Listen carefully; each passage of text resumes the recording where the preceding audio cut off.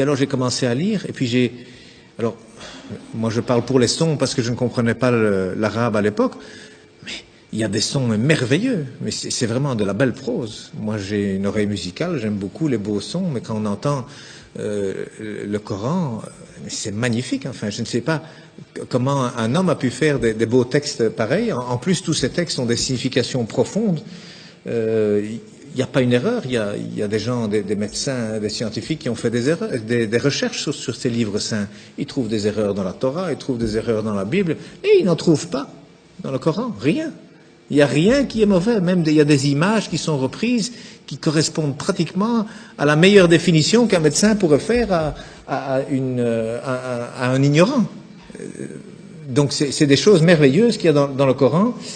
Et en plus, moi j'ai découvert récemment la formule de la beauté, comme on dit, c'est-à-dire qu'aujourd'hui la beauté c'est quelque chose qu'on calcule mathématiquement, hein, donc il y a des formules pour savoir jusqu'où il faut mettre du rouge à lèvres, jusqu'où est-ce qu'il faut épiler les sourcils, il y a un coin à respecter qui va du coin de la bouche, le long du nez, jusqu'au coin de l'œil et le début du sourcil. Donc ce qu'il y a là, il faut l'enlever, et puis il faut aller du coin de la bouche à l'autre coin de l'œil, jusqu'à l'autre fin de sourcil. Cet angle, il doit être exactement l'angle qui correspond à un rectangle où il y a cette proportion, la beauté mesurée, comme on appelle, que d'ailleurs Fibonacci a découvert lorsque les chiffres romains ont été éliminés et remplacés par les chiffres arabes. Alors, ils viennent d'Inde en réalité, hein, avec le sifr, le zéro, hein, en arabe ça s'appelle le sifr, donc c'est devenu les chiffres plutôt que les nombres.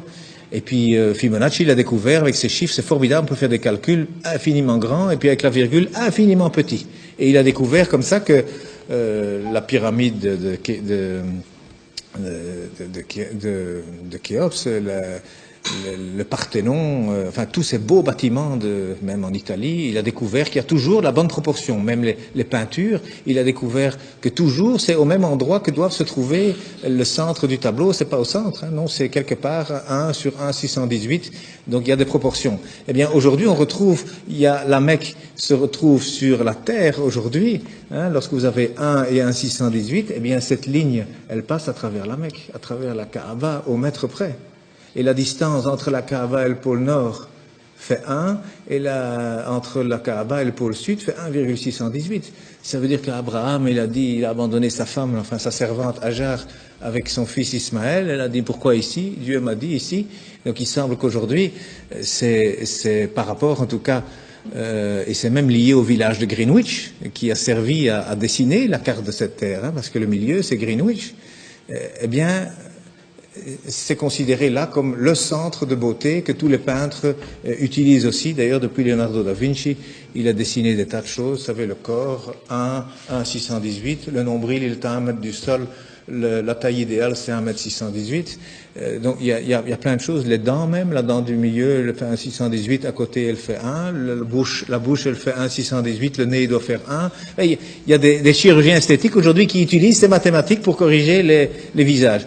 Eh bien, il y a un verset qui contient la Mecque dans le Coran. Hein, eh bien, le verset, il fait 47 lettres, divisé par 1,618, ça fait 29. Pile poil le début du mot Mecca. Enfin, c'est un bas de Becca, mais c'est pile poil à cet endroit-là. Donc, je veux dire, quand on découvre des choses comme ça, et il y en a encore hein, dans le Coran, il y a des vérités comme ça mathématiques, on se dit, c'est quoi ça? C'est pas un homme, il n'avait pas d'ordinateur, hein, le prophète, il n'en avait pas, c'est sûr, c'est certain, ça c'est vraiment une vérité, on n'a jamais rien retrouvé d'informatique à l'époque, c'est sûr. Et ça a déjà été testé, à mon avis, 1 million de fois. Ça fait partie de la science exacte. Mais cet homme, d'où est-ce qu'il a cherché ce texte? Il y a plein de choses comme ça. Alors le premier message, d'ailleurs, il faisait 19 mots. Le premier message de 19 mots, Bismillahirrahmanirrahim, fait 19 lettres. Il y a 6 fois 19 sourates, il y a 142 fois 19 le mot Dieu dans le Coran, il y a 3 fois 19 fois le miséricordieux dans le Coran. Ce chiffre 19 dans le Coran, c'est aussi quelque chose d'incroyable. Mais donc le premier message, c'était, voilà, informez-vous. Au lieu d'interpréter, d'abord le savoir. D'abord savoir de quoi on parle. Et le dernier message du prophète, dont on dit qu'il est mauvais pour les femmes, eh bien, il a dit, soignez vos femmes, et pour la prière, ne l'abandonnez pas. Alors, moi je dis, une religion où le premier message et le dernier message sont ainsi, je ne vois pas très bien ce qu'on doit craindre. Donc,